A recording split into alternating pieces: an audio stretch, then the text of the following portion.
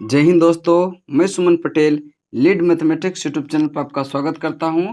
आज जो है बिहार दरोगा का न्यू सेट जो हम लोग डिस्कस करेंगे और इसमें टोटल 100 क्वेश्चन होगा। ठीक है, टोटल 100 क्वेश्चन होगा और देखिए आप लोग इसको सीरियसली अटेंड कीजिए और इसमें जितना भी करंट हम दिए हैं वह सब 2021 का ही करंट है। ठीक है, तो आप लोग अटेम्प्ट करके और कितना नंबर आया ये जरूर आप कमेंट बॉक्स में कमेंट करें। ठीक है, तो चलिए देखते हैं आज का पहला। देखिए अगर आप लोग को यह सेट पसंद आए तो बताइएगा, हम कंटिन्यू यह सेट करेंगे। ठीक है, कंटिन्यू सेट करेंगे। तो और देखिए जितने भी दोस्त हैं सारे के बीच जो इसको शेयर भी कर दीजिए।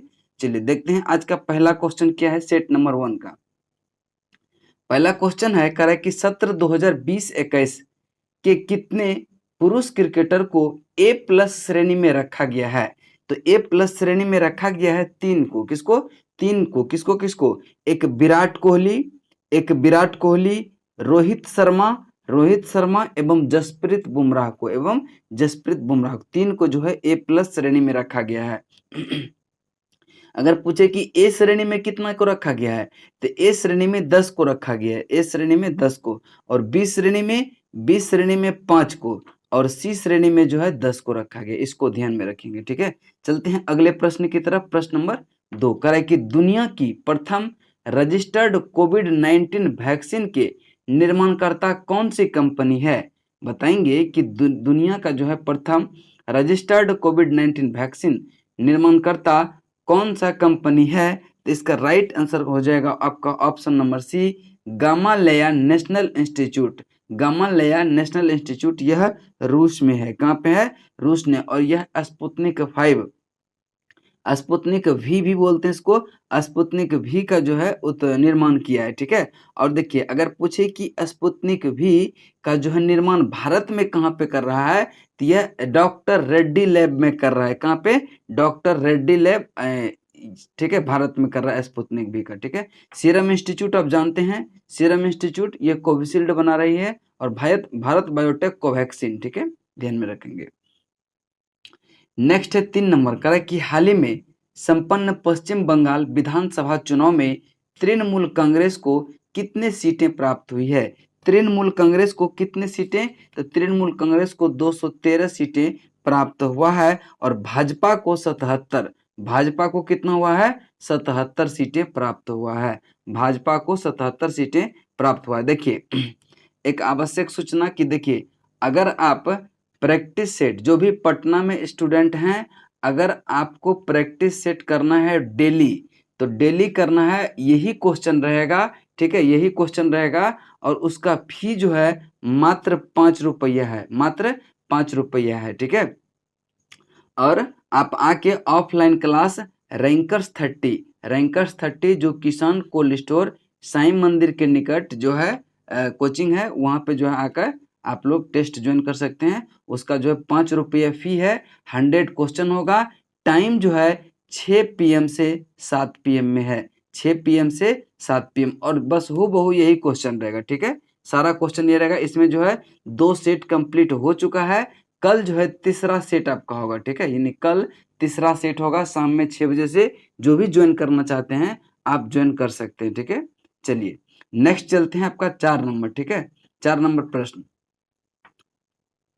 4 नंबर प्रश्न है कि अप्रैल 2021 में किस देश ने प्रदर्शनकारियों ने किल द बिल अभियान चलाया है। किल द बिल अभियान चलाया है किस देश में। ठीक है, तो इसका राइट आंसर होगा ब्रिटेन और वेल्स में जो है प्रदर्शनकारियों ने किल द बिल अभियान चलाया है। किल द बिल अभियान चलाया है। ठीक है, नेक्स्ट क्वेश्चन चलते हैं। क्वेश्चन नंबर आपका 5 कह रहा है कि विश्व प्रेस स्वतंत्रता सूचकांक 2021 में किस देश को अंतिम स्थान प्राप्त हुआ है। अंतिम स्थान पूछ रहा है यहाँ पे, तो अंतिम स्थान किसको प्राप्त हुआ है तो इरिट्रिया को प्राप्त हुआ है। किसको? अंतिम स्थान पे है कौन? इरिट्रिया। अगर पूछे कि फर्स्ट स्थान पर कौन है तो फर्स्ट स्थान पर जो है नॉर्वे है। कौन सा है? नॉर्वे। यानी कि विश्व प्रेस स्वतंत्रता सूचकांक 2021 में नॉर्वे जो है प्रथम स्थान पर है और भारत जो है, भारत का स्थान इसमें जो है वह 142वां है। कितना है? 142वां है। इसको ध्यान में रखिएगा। नेक्स्ट क्वेश्चन है क्वेश्चन नंबर 6 कह रहा है कि निम्न में से किसे हाल ही में मुख्य चुनाव आयुक्त नियुक्त किया है? तो इसका राइट आंसर होगा सुशील चंद्रा को। किसको? सुशील चंद्रा को, यानी कि ऑप्शन बी आपका राइट आंसर होगा। अगला प्रश्न है प्रश्न नंबर 7 नंबर प्रश्न है करे कि एबल पुरस्कार 2021, एबल पुरस्कार 2021 किसे प्रदान किया गया? देखिए एबल पुरस्कार जो होता है यह गणित का नोबेल पुरस्कार होता है, गणित का नोबेल, ठीक है। और यह मिला है 2021 को किसको? यह लास्लो लोबाज और अबी बिगडरसन को मिला है, ठीक है। लास्लो लोबाज और अबी बिगडरसन को एबल पुरस्कार 2021 मिला है। ऑप्शन ए आपका राइट आंसर होगा। अगला प्रश्न है 8 नंबर का है कि बाफ्टा पुरस्कार 2021 में किस फिल्म को सर्वश्रेष्ठ फिल्म का अवार्ड दिया गया? तो इसका राइट आंसर जो हो जाएगा वह कौन सा हो जाएगा? आप लोग बताएंगे। इसका राइट आंसर होगा नोमाडलैंड। किसको? नोमाडलैंड। और अगर पूछे कि बाफ्टा पुरस्कार सर्वश्रेष्ठ अभिनेता, ठीक है, सर्वश्रेष्ठ अभिनेता का पुरस्कार किसको मिला है? तो एथनी हॉपकिंस को। किसको मिला है? Anthony Hopkins. और अगर पूछे सर्वश्रेष्ठ अभिनेत्री तो यह फ्रांसिस मैकडोरमेंड को, फ्रांसिस मैकडोरमेंड को ध्यान में रखेंगे। नेक्स्ट है कि हाल ही में शंख घोष का निधन हो गया। शंख घोष का निधन हो गया, इसका संबंध जो है किस क्षेत्र से है? तो इसका संबंध साहित्य के क्षेत्र से है, ठीक है। शंख घोष का संबंध जो है साहित्य के क्षेत्र से है। इसको साहित्य अकादमी पुरस्कार 1977 में मिला था। और सरस्वती सम्मान जो है इसको मिला था 1998 में। और ज्ञानपीठ पुरस्कार 2016 में, ज्ञानपीठ पुरस्कार 2016 में, ठीक है, ध्यान में रखेंगे। चलिए नेक्स्ट है आपका अगला प्रश्न है, प्रश्न देखते हैं इसका कौन सा जो है इसका सही होगा, ठीक है। इसका राइट आंसर जो होगा ऑप्शन नंबर सी, यानी कि साहित्य, ऑप्शन सी, ठीक है। तो चलिए नेक्स्ट प्रश्न है प्रश्न नंबर आपका 10 करे कि स्टोरीज आई मस्ट टेल के लेखक कौन है? स्टोरीज आई मस्ट टेल के लेखक कौन है? तो इसका राइट आंसर होगा कबीर बेदी है। कौन है? Kabir Bedi, option B. अगला प्रश्न है कि मगध के किस प्रारंभिक शासक ने राज्यारोहण के लिए अपने पिता की हत्या की एवं स्वयं इसी कारणवश अपने पुत्र द्वारा मारा गया था? यानी कि अपने पिता की हत्या करके राजगद्दी प्राप्त किया, फिर इसको जो है मार के इसका पुत्र जो है राजगद्दी प्राप्त किया। इसका राइट आंसर होगा कौन सा यह राजा है? यह कौन है? अजातशत्रु। अजातशत्रु ने इसका जो पिता था बिंबिसार, जो कि हर्यक वंश का संस्थापक था, उसकी हत्या करके इन्होंने गद्दी प्राप्त की थी। फिर जो है अजातशत्रु को उदयन ने क्या किया? मारकर जो है गद्दी प्राप्त किया था, ठीक है। अगला प्रश्न है प्रश्न नंबर आपका 12 कह रहा है कि कब्रों में मालिक के साथ जो है कुत्ते दफनाने के साक्ष्य कहाँ से प्राप्त होते हैं? कब्र में मालिक के साथ कुत्ते दफनाने के साक्ष्य जो है कहाँ से प्राप्त होते हैं? तो इसका राइट आंसर जो होगा आपका ऑप्शन नंबर ए, बुर्जहोम। और बुर्जहोम कहाँ पे है? ये जम्मू कश्मीर में है, ठीक है। बुर्जहोम से जो है गर्तावास, यानी कि गड्ढे में घर का आवास भी का साक्ष्य भी मिला है। कहाँ से? बुर्जहोम से, ठीक है। नेक्स्ट क्वेश्चन है कलसी प्रसिद्ध है, कलसी जो है यह प्रसिद्ध है किसके लिए?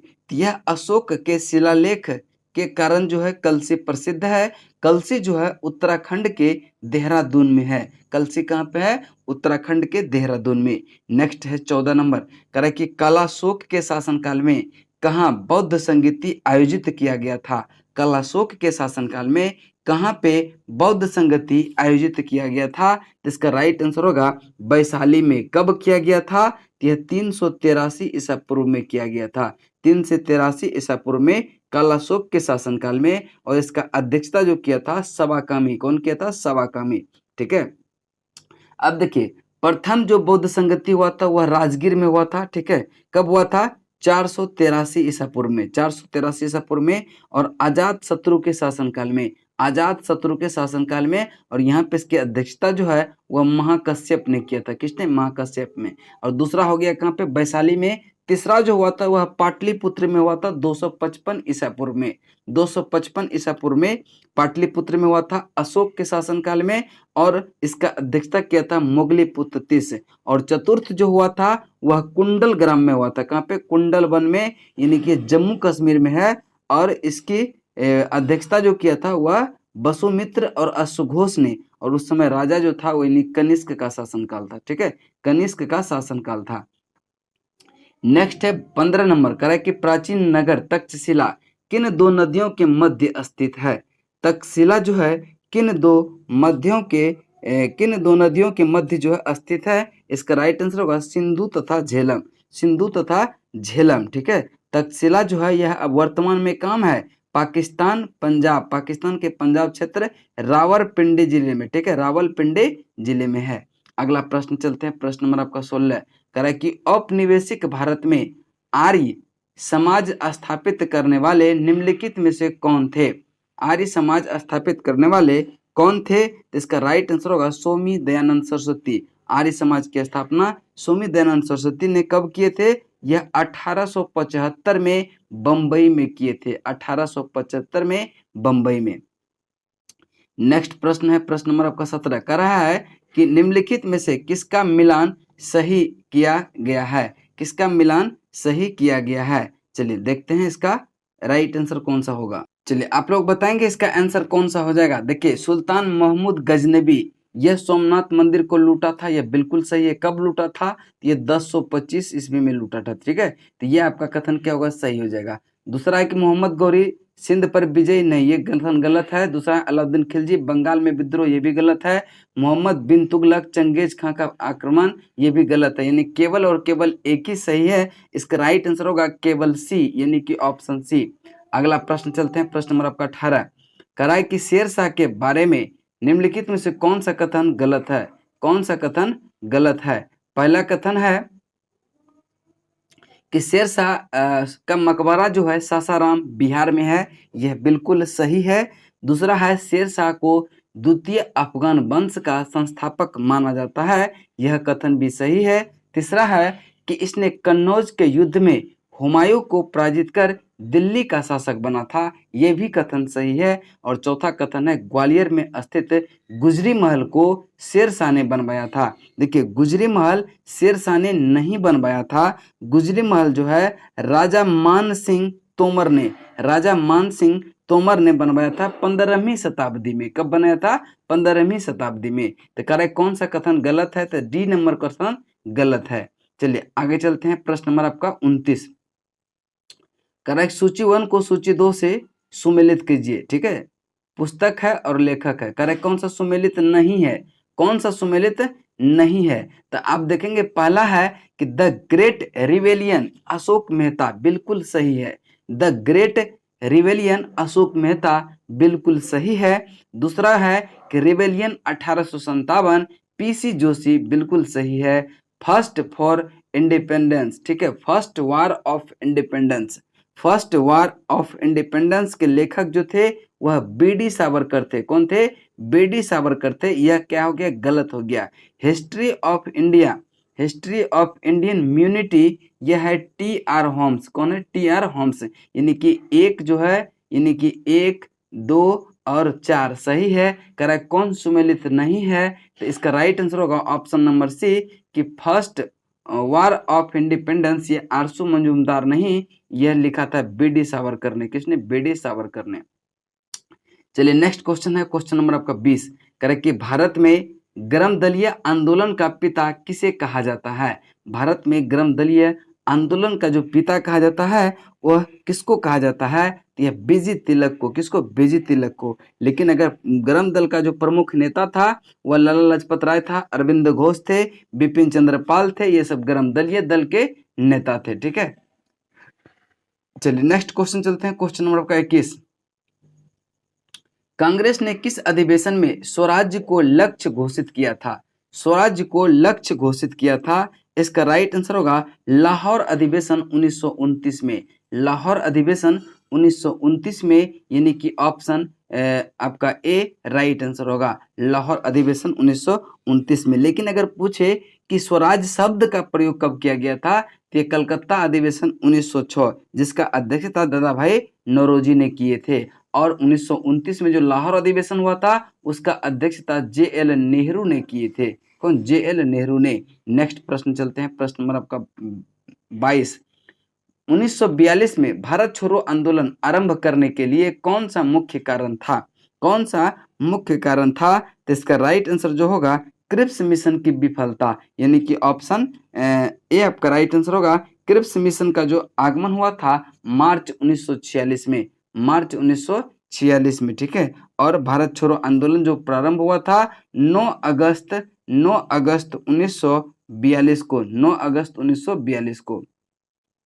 चलिए नेक्स्ट क्वेश्चन चलते हैं। क्वेश्चन नंबर आपका 23 कह रहा है कि भारतीय विश्वविद्यालय अधिनियम किसने पारित किया था? भारतीय विश्वविद्यालय अधिनियम लॉर्ड कर्जन के द्वारा 1904 में पारित किया गया था, 1904 में, यानी कि ऑप्शन बी आपका राइट आंसर होगा, ठीक है। चलिए चलते हैं अगले प्रश्न की तरफ। प्रश्न नंबर आपका 24 नंबर प्रश्न है, कह रहा है कि निम्नलिखित में से किसने कौमी आवाज पत्र, निम्नलिखित में से किसने कौमी आवाज पत्र का आरंभ किया था? तो इसका राइट आंसर जो होगा जवाहरलाल नेहरू और इसके साथ थे रफी अहमद किदवई, ठीक है। रफी अहमद किदवई थे, ठीक है। रफी अहमद किदवई थे जो कि 1945 में 1945 से जो है इसका प्रकाशन लखनऊ से शुरू हुआ था। कहां से शुरू हुआ था? लखनऊ से शुरू हुआ था। तो इसका राइट आंसर जवाहरलाल नेहरू हो जाएगा, ठीक है। चलिए नेक्स्ट है कि गांधी इरविन समझौता, गांधी इरविन समझौता में किसने मध्यस्थता किया? गांधी इरविन समझौता में किसने मध्यस्थता की भूमिका अदा किया? तो इसका राइट आंसर जो हो जाएगा 25 का ऑप्शन बी तेज बहादुर सप्रू, तेज बहादुर सप्रू, ठीक है। तेज बहादुर सप्रू, यानी कि आपका ऑप्शन सी बी आपका राइट आंसर होगा, तेज बहादुर सप्रू ने, ठीक है। और इसके साथ एक और थे MR जयकर भी, MR जयकर भी थे, ठीक है। ध्यान में रखेंगे इसको, ठीक है। और गांधी इरविन समझौता जो हुआ था यह फरवरी 1931 में हुआ था, फरवरी 1931 में दिल्ली में हुआ था, ध्यान में रखेंगे। नेक्स्ट है चेरनोबिल यूक्रेन में स्थित परमाणु केंद्र में नाभिकीय दुर्घटना कब हुई थी? तो इसका राइट आंसर होगा 1986 में। चेरनोबिल यूक्रेन में स्थित परमाणु केंद्र में नाभिकीय दुर्घटना कब हुई थी? यह 1986 में, ठीक है, 1986 में, ठीक है, 1986 में। जब एक जीव दूसरे जीव से लाभ उठाता है बिना कोई क्षति पहुंचाए तो यह कहलाता है क्या? यह कहलाता है क्या? कह रहा है कि जब एक जीव दूसरे जीव से लाभ उठाता है बिना कोई क्षति पहुंचाए तो यह क्या कहलाता है? सहजीविता कहलाता है। क्या कहलाता है? सहजीविता, ठीक है। नेक्स्ट है कि मानव शरीर में विटामिन कहाँ संचित होता है? मानव शरीर में विटामिन यकृत में संचित होता है। कहाँ पे? यकृत में। ऑप्शन ए आपका राइट आंसर होगा। नेक्स्ट क्वेश्चन है कि MICR प्रणाली का उपयोग कहाँ होता है? मुख्यतः कहाँ होता है? तो MICR का जो प्रयोग होता है वह मुख्यतः बैंक में किया जाता है। कहाँ पे? बैंक में। MICR का जो है फुल फॉर्म होता है मैग्नेटिक इंक कैरेक्टर रिकॉग्नाइजेशन, ठीक है, ध्यान में रखेंगे इसको। ऑप्शन सी आपका राइट आंसर होगा। अगला प्रश्न है अंतर्राष्ट्रीय सौर संगठन का प्रथम शिखर सम्मेलन किस शहर में आयोजित किया गया था? तो इसका राइट आंसर होगा दिल्ली, ठीक है, दिल्ली में। और अंतर्राष्ट्रीय सौर संगठन का जो मुख्यालय है वह गुरुग्राम हरियाणा में, गुरुग्राम हरियाणा में, ध्यान में रखेंगे, ठीक है। चलिए अगला प्रश्न है प्रश्न नंबर 31। एशिया की विशाल नदी मेकांग निम्न देशों में से किस में नहीं बहती है? देखिए एशिया की जो विशाल नदी मेकांग है वह कह रहा है कि किन देशों से नहीं बहती है। तो देखिए मेकांग नदी जो है यह तिब्बत से निकलती है। जब तिब्बत से निकलती है तो चीन, लाओस, म्यांमार, थाईलैंड, कंबोडिया होते हुए वियतनाम से बहती हुई दक्षिण चीन सागर में चल जाती थी। देखिए चीन से भी बहती है, कंबोडिया से भी, लाओस से भी, मलेशिया से यह नहीं बहती है, यानी कि आपका right answer option number B हो जाएगा। चलिए अगला प्रश्न है प्रश्न नंबर आपका 32। गांधी सरोवर झील का निर्माण किस हिमनद के पिघलने से हुआ है? गांधी सरोवर झील का निर्माण जो है किस हिमनद के पिघलने से हुआ है? तो इसका राइट आंसर होगा चौराबाड़ी, ऑप्शन नंबर सी, ठीक है, चौराबाड़ी। और चौराबाड़ी यह उत्तराखंड के रुद्रप्रयाग जिले में है। इसी के पिघलने से क्या हुआ है? गांधी सरोवर झील का निर्माण हुआ है। चलते हैं अगले प्रश्न की तरफ। 33 कह रहा है कि निम्नलिखित में से कौन मृदा अपरदन के कारण कारकों में नहीं है? निम्नलिखित में से कौन मृदा अपरदन के कारकों में से नहीं है? इसका राइट आंसर जो होगा फसल चक्रण। फसल चक्रण से मृदा अपरदन नहीं होती है, जबकि झूम कृषि से, अतिचारण से और तीव्र वायु से मृदा अपरदन की संभावना रहती है। चलिए आगे चलते हैं। कह रहा है कि बादाम की पहाड़ी कहाँ है? देखिए बादाम की पहाड़ी जो है उड़ीसा में है। कहाँ पे है? उड़ीसा में है। बादाम की पहाड़ी उड़ीसा में है। बादाम की पहाड़ी कहाँ पे है? उड़ीसा में है। बादाम की पहाड़ी उड़ीसा में है। डल्ली राजहारा, डल्ली राजहारा कहाँ पे है? तो आप देखेंगे कि डल्ली राजहारा जो है यह छत्तीसगढ़ की पहाड़ी है। कहाँ की है? छत्तीसगढ़ की, ठीक है, छत्तीसगढ़ की। और कुंद्रेमुख, कुंद्रेमुख तो आप जानते हैं कर्नाटक का है। और नोआमुंडी, नोआमुंडी जो है यह झारखंड का, कहाँ का है? झारखंड का। तो इसका right answer 2 3 4 1 option C, 2 3 4 1 option C ध्यान में रखेंगे। नेक्स्ट क्वेश्चन है, निम्नलिखित में से कौन जीवाश्म ईंधन नहीं है? निम्नलिखित में से कौन जीवाश्म ईंधन नहीं है? देखेंगे कोयला, डीजल, पेट्रोल, ये तीनों जो है जीवाश्म ईंधन का उदाहरण है, लेकिन लकड़ी जो है जीवाश्म ईंधन नहीं है, इसीलिए से right answer option number B हो जाएगा। लकड़ी जीवाश्म ईंधन नहीं है।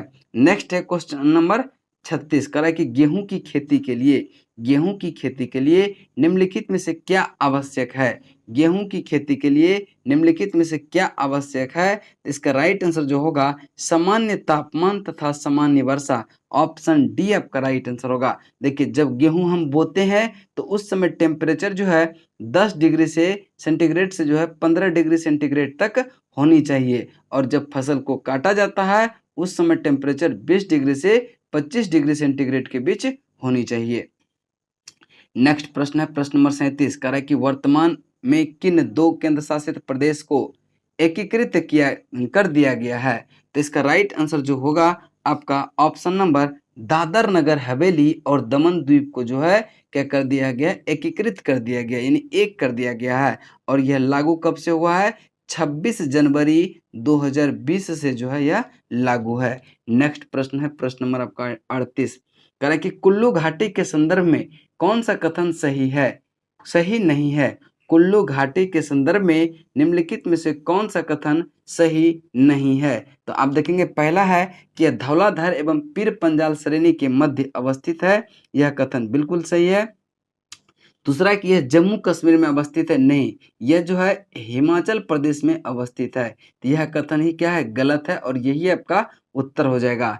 तीसरा है कि इसे देवताओं की घाटी भी कहा जाता है, यह कथन भी सही है। दूसरा है, चौथा है कि यह ब्यास नदी के निकट स्थित है, यह कथन भी आपका सही है। इसका right answer option number B, यह जम्मू कश्मीर में नहीं हिमाचल प्रदेश में है। निक्स एवं हाइड्रा, निक्स एवं हाइड्रा निम्नलिखित में से किसके उपग्रह हैं? निक्स एवं हाइड्रा जो है यह प्लूटो के उपग्रह हैं। किसके हैं? प्लूटो के, ऑप्शन सी। और प्लूटो को ग्रह की श्रेणी से कब निकाल दिया था? 2006 में, ठीक है, 2006 में इसको बौना ग्रह घोषित किया गया था, ध्यान में रखेंगे। नेक्स्ट है कि मृतक घाटी किसके लिए विख्यात है? मृतक घाटी जो है किसके लिए विख्यात है? तो मृतक घाटी जो है यह अत्यधिक उष्णता के लिए विख्यात है, अत्यधिक उष्णता के लिए। देखिए मृतक घाटी जो है यह पूर्वी कैलिफोर्निया के मोजाम्बे मरुस्थल के डेथ वैली नेशनल पार्क में स्थित है। कहाँ है? पूर्वी कैलिफोर्निया के मोजाम्बे मरुस्थल के डेथ वैली नेशनल पार्क में अवस्थित है मृतक घाटी, ठीक है। चलिए नेक्स्ट क्वेश्चन है क्वेश्चन नंबर आपका 41। अफ्रीकी देश नाइजर की राजधानी कहाँ है? देखिए यहाँ नाइजर और नाइजीरिया में कंफ्यूजन नहीं करना है। नाइजर की राजधानी पूछ रहा है तो नाइजर की राजधानी नियामी है, जबकि नाइजीरिया की राजधानी पूछता तो यह अबूजा हो जाता, ठीक है। नाइजीरिया की राजधानी कहाँ हो जाता? अबूजा, ठीक है, ध्यान में रखेंगे। और नाइजर का जो मुद्रा है वह क्या है? फ्रैंक है। क्या है? फ्रैंक है। और अबूजा का मुद्रा जो है यह नैरा है। क्या है? नैरा है, ध्यान में रखेंगे। नेक्स्ट है कि मुचकुंड परियोजना, मुचकुंड परियोजना में से कौन सा राज्य लाभान्वित होते हैं? मुचकुंड परियोजना देखिए, पहला है झारखंड एवं उड़ीसा, दूसरा है तमिलनाडु एवं केरल, और तीसरा देखते हैं ऑप्शन में क्या है। तीसरा जो आपका ऑप्शन है, तीसरा ऑप्शन में क्या है, उड़ीसा एवं आंध्र प्रदेश, उड़ीसा एवं आंध्र प्रदेश, और चौथा है झारखंड एवं पश्चिम बंगाल। तो इसका राइट आंसर होगा कि मुचुकुंड परियोजना से जो है लाभान्वित राज्य जो है वह आंध्र प्रदेश और उड़ीसा है, ऑप्शन सी। अगला प्रश्न है प्रश्न नंबर आपका 43। श्रम विभाजन की धारणा का समर्थन किसने किया था? श्रम विभाजन की धारणा का समर्थन किसने किया था? इसका राइट आंसर होगा स्मिथ ने, ऑप्शन सी आपका राइट आंसर होगा स्मिथ ने। नेक्स्ट क्वेश्चन है क्वेश्चन नंबर आपका 44। निम्नलिखित में से कौन सा कर अप्रत्यक्ष कर है? कौन सा कर जो है अप्रत्यक्ष कर है? आपका right answer option number C होगा सेवा कर। सेवा कर जो है वह अप्रत्यक्ष कर है। अगला प्रश्न है प्रश्न नंबर आपका 45। कर कि निम्न में से किस व्यक्ति की लोकप्रियता के कारण उन्हें गुजरात के जनक की संज्ञा दी गई? गुजरात के जनक की संज्ञा दिया गया। यह रविशंकर महाराज को, किसको? रविशंकर महाराज को जो है गुजरात के जनक की संज्ञा दिया गया है, जबकि सरदार वल्लभ भाई को भारत का लौह पुरुष कहा जाता है। चलिए आगे चलते हैं प्रश्न नंबर 46। बोरलॉग पुरस्कार किस वर्ष से प्रदान किया जा रहा है? तो बोरलॉग पुरस्कार जो है प्रदान किया जा रहा है 1973 से, यानी कि ऑप्शन बी आपका राइट आंसर होगा। अगला प्रश्न है संसद उपनिषद निम्न में से किसकी रचना है? संसद उपनिषद निम्नलिखित में से किसकी रचना है? तो इसका राइट आंसर होगा एम.एफ. हुसैन की। किसका? एम.एफ. हुसैन की, यानी कि ऑप्शन बी आपका राइट आंसर होगा। नेक्स्ट है केलुचरण महापात्र किस शास्त्रीय नृत्य के नृत्य गुरु है? केलुचरण महापात्र किस शास्त्रीय नृत्य के नृत्य गुरु है? तो इसका राइट आंसर जो हो जाएगा आपका ऑप्शन नंबर सी उड़ीसा, यानी कि आपका ऑप्शन नंबर सी हो जाएगा। माउंट एवरेस्ट दिवस किस तिथि को मनाया जाता है? माउंट एवरेस्ट दिवस जो मनाया जाता है यह 29 मई को। कब? 29 मई को। और माउंट एवरेस्ट की ऊंचाई जो है 8,848 मीटर है, और यह नेपाल में अवस्थित है। कहाँ पे? नेपाल में अवस्थित है। अगला प्रश्न है प्रश्न नंबर 50। कहते हैं कि डीपीए किस देश की समाचार एजेंसी है? डीपीए जो है किस देश की समाचार एजेंसी है? तो आप लोग इसका आंसर करेंगे ऑप्शन सी हो जाएगा जर्मनी, ऑप्शन सी। अगला प्रश्न है प्रश्न नंबर आपका 51। कह रहे कि हाल ही में कोरोना संक्रमण के विरुद्ध 4 दिवसीय टीका उत्सव का आयोजन निम्नलिखित में से किसके जन्म दिवस से आरंभ किया गया था? तो देखिए आरंभ करा कि किसके जन्म दिवस से किया गया था? तो देखिए ज्योतिबा फूले का जन्म से जो है आरंभ किया गया, और इसका अंत हुआ था 14 अप्रैल, यानी कि 11 अप्रैल से 14 अप्रैल। 11 अप्रैल 1827 को जो जन्म हुआ था, 1827 को जन्म हुआ था ज्योतिबा फूले का, और इसी के जन्म दिवस पर क्या किया? यह प्रारंभ किया था, और इसका समापन जो किया वह भीमराव अंबेडकर का जो जन्म हुआ था 14 अप्रैल 1891 को। इसके जन्म दिवस पर क्या किया? समापन किया। अगर समापन की बात पूछे तो यह भीमराव अंबेडकर, और अगर प्रारंभ की बात करें तो ज्योतिबा फूले, ध्यान में रखेंगे, ठीक है। अगला प्रश्न है प्रश्न नंबर आपका 52। करें कि वर्ष 2021 की 34वीं एशियाई कुश्ती चैंपियनशिप प्रतियोगिता का आयोजन हाल ही में किस देश में किया गया था? हाल ही में किस देश में किया गया था? ये कजाकिस्तान में किया गया था, ऑप्शन डी आपका राइट आंसर होगा। इसमें जो है भारत 5 स्वर्ण पदक जीता है। भारत जो है 5 स्वर्ण पदक, 3 रजत पदक और 6 कांस्य पदक। 6, 3, 9, 5 कितना? 14, टोटल 14 पदक। पदक तालिका में तीसरे स्थान पर रहा। पदक तालिका में तीसरे स्थान पर रहा। अगला प्रश्न चलते हैं प्रश्न नंबर आपका 53। कह रहा है कि वर्तमान में बिहार के प्रधान सचिव कौन है? वर्तमान में जो है बिहार के प्रधान सचिव कौन है? तो इसका राइट आंसर आप लोग करेंगे। इसका राइट आंसर होगा त्रिपुरारी शरण। कौन है? त्रिपुरारी शरण, यानी कि ऑप्शन बी आपका राइट आंसर होगा। अगला प्रश्न है प्रश्न नंबर आपका 54 है। कह रहा है कि हाल ही में भारत और फ्रांस के नौसैनिक अभ्यास वरुण का 19वां संस्करण कहाँ संपन्न हुआ? 19वां संस्करण यह अरब सागर में संपन्न हुआ। कहाँ पे? अरब सागर में। नेक्स्ट प्रश्न है प्रश्न नंबर आपका 55, कह रहा है कि प्रधानमंत्री नरेंद्र मोदी द्वारा हाल ही में स्वामित्व योजना के तहत किसके लिए जो है ई संपत्ति कार्ड वितरित किया गया है? तो इसका राइट आंसर जो होगा किसानों के लिए। किसके लिए? किसानों के लिए। ऑप्शन ए आपका राइट आंसर होगा, किसानों के लिए किया गया है। अगला प्रश्न है कि आदित्य L1 स्पेसक्राफ्ट किसके अध्ययन के लिए इसरो का एक प्रस्तावित मिशन है? तो इसका राइट आंसर होगा सूर्य। ठीक है, सूर्य। आदित्य L1 जो है स्पेसक्राफ्ट किसके अध्ययन के लिए, यानी सूर्य के अध्ययन के लिए क्या है? इसरो का एक प्रस्तावित मिशन है, यानी कि ऑप्शन ए आपका राइट आंसर होगा। अगला प्रश्न पे चलते हैं, प्रश्न नंबर आपका 57, निम्नलिखित में से किस देश द्वारा स्वयं की जो है डिजिटल करेंसी जारी की गई है? तो इसका राइट आंसर जो हो जाएगा वो हो जाएगा आपका ऑप्शन नंबर कौन सा हो जाएगा? आपका ऑप्शन नंबर सी हो जाएगा, चीन। ठीक है। अगला प्रश्न है प्रौद्योगिकी एवं नवाचार रिपोर्ट 2021 निम्नलिखित में से किसके द्वारा जारी की गई? निम्नलिखित में से किसके द्वारा जारी की गई? इसका राइट आंसर होगा अंकटाड द्वारा। किसके द्वारा? अंकटाड द्वारा। ध्यान में रखेंगे कि प्रौद्योगिकी एवं नवाचार रिपोर्ट 2021 जो है किसके द्वारा जारी किया जाता है? तो यह अंकटाड द्वारा जारी किया जाता है। ऑप्शन ए आपका राइट आंसर होगा। अगला प्रश्न है प्रश्न नंबर 59 है, कह कि भारत के राष्ट्रीय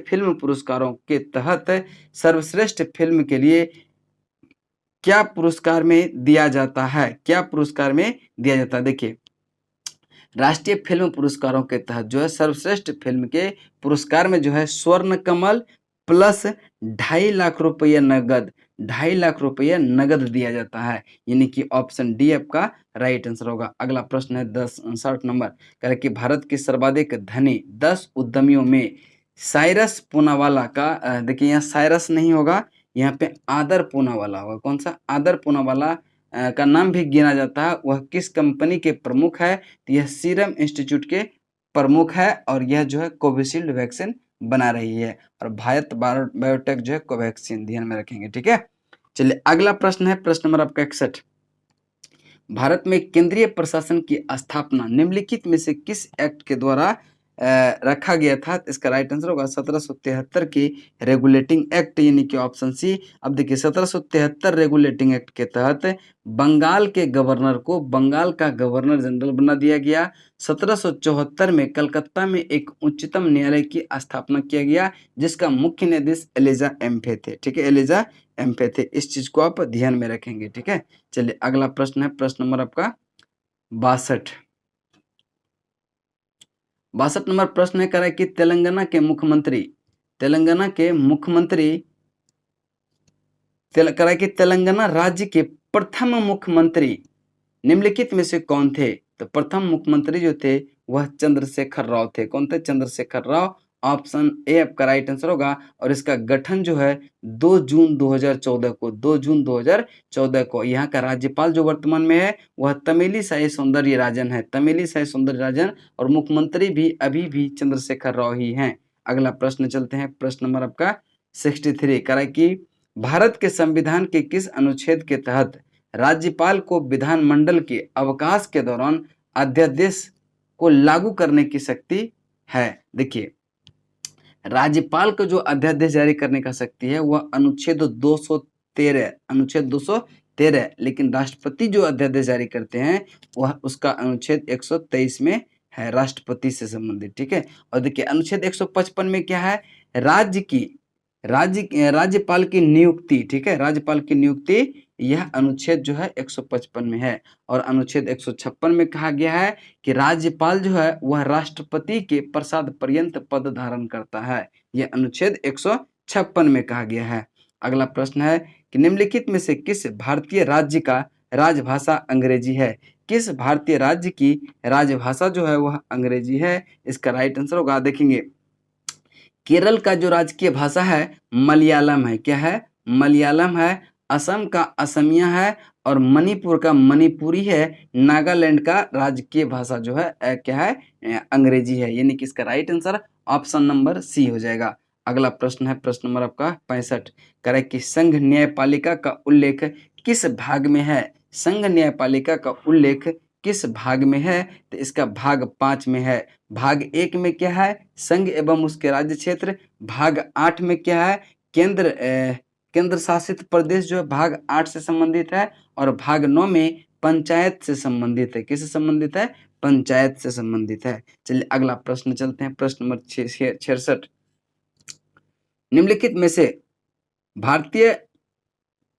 निम्नलिखित में से स्वतंत्र भारत के प्रथम पंचायती राज मंत्री कौन थे? प्रथम पंचायती राज मंत्री जो थे वह एसके डे थे। कौन थे? एसके डे। आपका option number A right answer होगा। देखिए और ध्यान में एक चीज और रखेंगे, अगर पूछेगा कि राष्ट्रीय पंचायत राज दिवस कब मनाया जाता है, यह 24 अप्रैल को राष्ट्रीय पंचायत राज दिवस मनाया जाता है। अगला प्रश्न है कि राज्य लोक सेवा आयोग के सदस्य और अध्यक्ष कौन नियुक्त करता है? राज्य लोक सेवा आयोग के सदस्य और अध्यक्ष को राज्यपाल नियुक्त करता है और संघ लोक सेवा आयोग के सदस्य एवं अध्यक्ष को राष्ट्रपति द्वारा नियुक्त किया जाता है। राष्ट्रपति द्वारा नियुक्त किया जाता है। चलिए नेक्स्ट क्वेश्चन है, क्वेश्चन नंबर आपका 68। कह रहा है कि देश के 14वें राष्ट्रपति रामनाथ कोविंद ने कब से जो है कार्यभार संभाले हैं?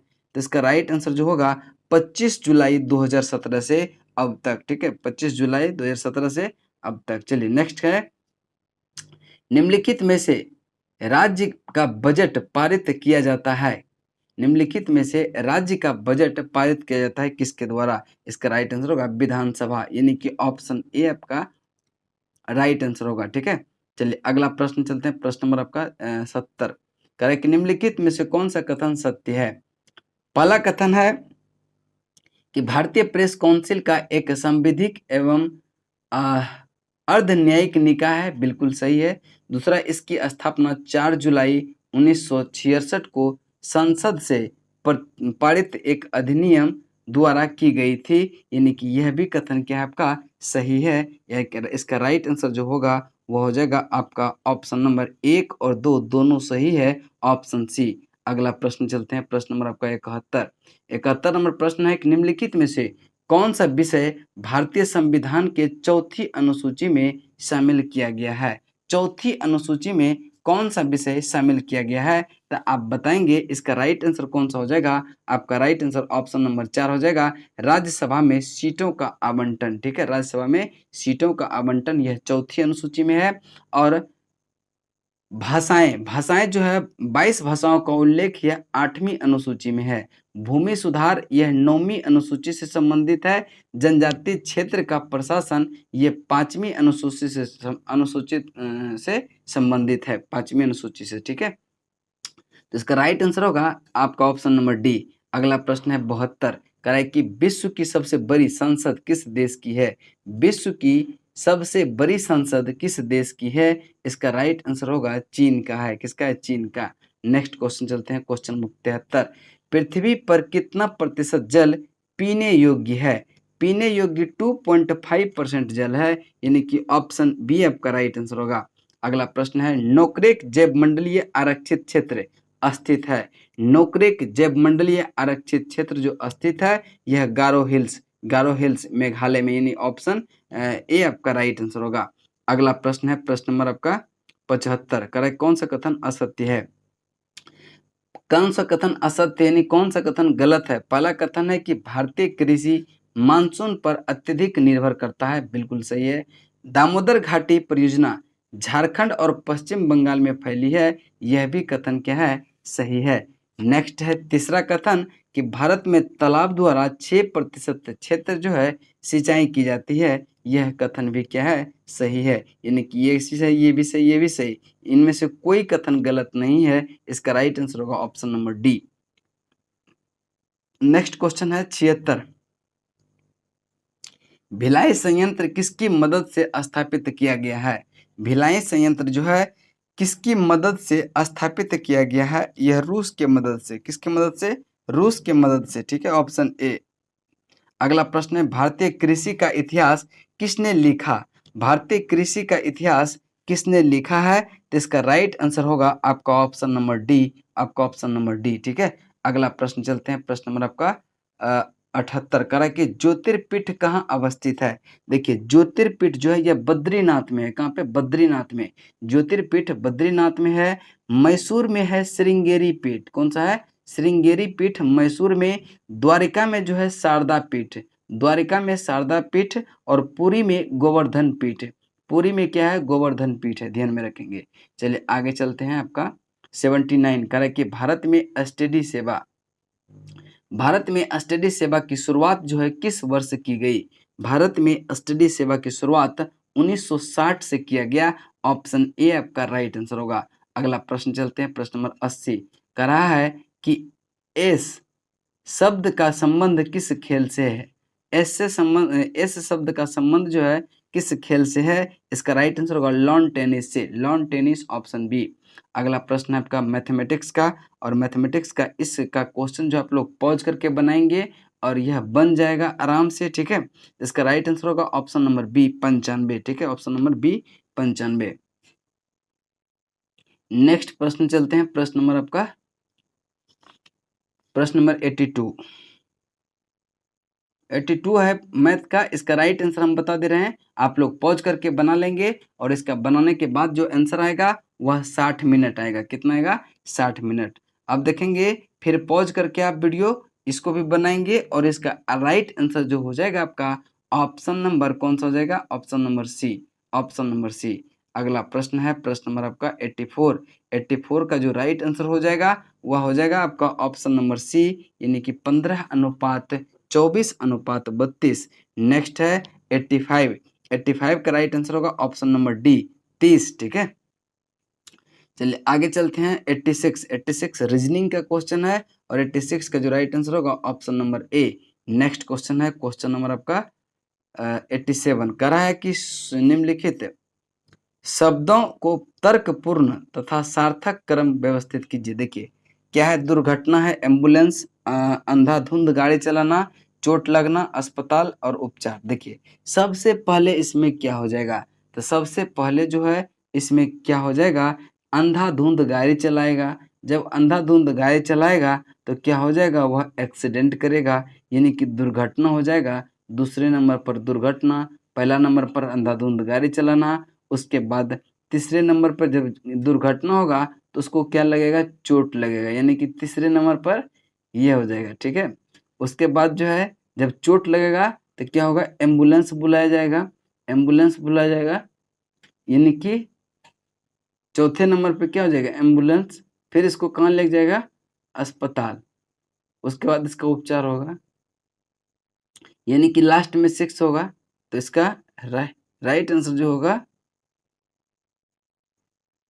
चलिए इसका राइट आंसर कौन सा हो जाएगा तब? इसका राइट आंसर होगा 3, 1, 4, 2, 5, यानी कि ऑप्शन सी, ठीक है। अगला प्रश्न चलते हैं, प्रश्न नंबर 88 कह रहा है कि निम्नलिखित में से कौन धातु पीतल, कांस्य तथा जर्मन सिल्वर इस सभी में उभय घटक के रूप में विद्यमान है। इसका राइट आंसर जो होगा वह हो जाएगा विनाइल क्लोराइड। कौन सा हो जाएगा? नहीं सॉरी, इसका जो राइट आंसर हो जाएगा वह तांबा हो जाएगा। कौन सा हो जाएगा? तांबा, ठीक है। निम्नलिखित में से कौन सा धातु जो है पीतल, कांस्य तथा जर्मन सिल्वर इन सभी में उभय घटक के रूप में विद्यमान होता है? तांबा, ऑप्शन बी।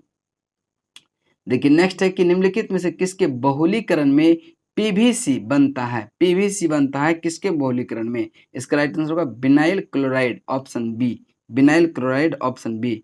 नेक्स्ट है कि निम्नलिखित इनमें से जो है सर्वोत्तम ऑक्सीकारक तत्व है, इनमें से सर्वोत्तम ऑक्सीकारक तत्व जो है वह कौन सा है?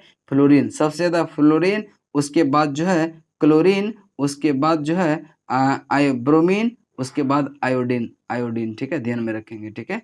चलिए आगे चलते हैं, प्रश्न नंबर आपका 91 नंबर प्रश्न करें कि रक्त प्रवाह का वेग मापने में किस रेडियो समस्थानिक का प्रयोग किया जाता है? तो इसका राइट आंसर जो होगा त्रिपुरारी शरण। क्या है? सॉरी, इसमें क्या हो जाएगा कि रक्त प्रवाह का वेग जो है मापने के लिए किस रेडियो समस्थानिक का प्रयोग किया जाता है? तो इसका राइट आंसर जो होगा वह सोडियम होगा। कौन सा हो जाएगा? सोडियम, आपका ऑप्शन नंबर बी में है, ऑप्शन नंबर बी में है, ठीक है। देखिए नेक्स्ट क्वेश्चन है आपका 92, ठीक है। कह रहा है कि एक हल्के चुंबक के उत्तरी ध्रुव पर लाया जाए एवं एक रस्सी द्वारा इसके मध्य बिंदु से लटकाया जाए तो क्या होगा? तो इसका क्या होगा कि इसका उत्तरी ध्रुव नीचे की ओर इंगित करेगा, यानी कि ऑप्शन सी। अगला प्रश्न है प्रश्न नंबर आपका 93। दर्पण में यदि कोई मनुष्य अपना पूरा प्रतिबिंब देखना चाहता है तो दर्पण की न्यूनतम ऊंचाई जो है मनुष्य की ऊंचाई की कितनी होनी चाहिए? तो इसका राइट आंसर होगा आधी होनी चाहिए, यानी कि ऑप्शन सी। अगला प्रश्न है 94। कह रहा है कि जब लोलक का झूलता गोलक अपनी संतुलन स्थिति को पार करता है तो उसकी ऊर्जा कैसी होती है? पूर्णतः गतिज हो जाती है, पूर्णतः गतिज हो जाती है। नेक्स्ट प्रश्न है प्रश्न नंबर आपका 95 का जो राइट आंसर होगा, कह रहा है कि स्कैरियन प्रभाव का संबंध किस का जो है, कह रहा है कि स्कैरियन प्रभाव का संबंध विज्ञान के किस कार्यात्मक क्षेत्र से है? इसका राइट आंसर होगा भौतिकी के क्षेत्र से है, ऑप्शन बी आपका राइट आंसर होगा। नेक्स्ट प्रश्न है प्रश्न नंबर आपका 96। कह रहा है कि कोशिका में पाए जाने वाला सबसे छोटी कोशिकांग क्या है? सबसे छोटी कोशिकांग क्या है? इसका राइट आंसर होगा राइबोसोम, यानी कि ऑप्शन बी आपका राइट आंसर होगा। नेक्स्ट क्वेश्चन चलते हैं अगला 97। कह रहा है कि मेंडल ने अपने चिर प्रतिष्ठित वंशागति नियम का प्रतिपादन करने में जिस जीवधारी का उपयोग किया गया वह निम्नलिखित में से कौन था? तो इसका राइट आंसर जो होगा गार्डन पी। क्या था? गार्डन पी, यानी कि ऑप्शन ए आपका राइट आंसर होगा। आनुवंशिकता का पिता ग्रेगर जॉन मेंडल को कहा जाता है, इसको भी आप ध्यान में रखेंगे। नेक्स्ट है 98। कह रहा है कि हेयर निम्नलिखित यानी कि बाल निम्न में से किस प्रोटीन का बना होता है? तो बाल जो है क्रेटिन प्रोटीन का बना होता है, ऑप्शन सी आपका राइट आंसर होगा। नेक्स्ट क्वेश्चन है 99। कह रहा है कि निम्नलिखित में से कौन सा कथन असत्य है? पहला कथन क्या है? पावर लूम कार्टराइट, ये सही है। दूसरा डायनामाइट अल्फ्रेड नोबल ने, टेलीफोन ग्राहम बेल ने, एटम बम ऑटो होम ने किया है, लैंडरबर्ग नहीं, यानी कि यह क्या हो जाएगा? गलत हो जाएगा, यानी कि ऑप्शन डी आपका क्या हो जाएगा? राइट आंसर हो जाएगा। कह रहा है कौन सा कथन असत्य है? तो एटम बम का जो आविष्कार वह ऑटो होम ने किया है, लैंडरबर्ग ने नहीं, ठीक है, ध्यान में रखेंगे। नेक्स्ट और लास्ट क्वेश्चन बताने से पहले एक सूचना दे देते हैं कि जो भी इस टेस्ट सीरीज को ऑफलाइन ज्वाइन करना चाहते हैं, ऑफलाइन, और वह पटना में हैं, तो आप मेरे कोचिंग पर रैंकर्स 30 जो कि किसान कोल्ड स्टोर कैंपस में है, डेली जो है 6 पीएम से 7 पीएम में टेस्ट चलता है ऑफलाइन, ठीक है। बहुत सारे बच्चे उसमें भाग लिए हुए हैं और इसका फी जो है मात्र 5 रुपया है, मात्र 5 रुपया। देखिए, अगर आप पटना से बाहर हैं और अगर आप फाइनेंशियली सपोर्ट करना चाहते हैं तो ये मेरा नंबर है 9546185257, ठीक है। ताकि देखिए हम लोग को भी खर्च बहुत निकलता है, तो अगर इस टेस्ट का जो है हम कीमत रखें 5 रुपया, आपका जो इच्छा करे आप सपोर्ट कर सकते हैं, ठीक है, ध्यान में रखिएगा। चलिए नेक्स्ट क्वेश्चन चलते हैं। ये मेरा पे फोन और गूगल पे दोनों है, इस नंबर पे ध्यान में रखिएगा। चलिए नेक्स्ट क्वेश्चन और लास्ट क्वेश्चन है, निम्नलिखित में से कौन सा कार्य कंकाल तंत्र का कार्य नहीं है? कौन सा जो है कार्य कंकाल तंत्र का नहीं है? तो इसका राइट आंसर होगा आपका ऑप्शन नंबर श्वेत रक्त का निर्माण। यह कंकाल तंत्र का कार्य नहीं है। कंकाल तंत्र का मतलब ये जो है आरबीसी के निर्माण में मदद करता है, ध्यान में रखिएगा, ठीक है। तो आज जो है सेट नंबर आपका 1 यहाँ पे कंप्लीट होता है। और अगर सेट अच्छा लगे तो आप लोग जरूर जो है सपोर्ट भी कीजिए और दोस्त के बीच शेयर भी कीजिए। उसके बाद जो है इस टाइप का अगर सेट पसंद आए तो बताइएगा, हम कंटिन्यू इस सेट को स्टार्ट करेंगे। चलिए तब तक के लिए जय हिंद, जय भारत।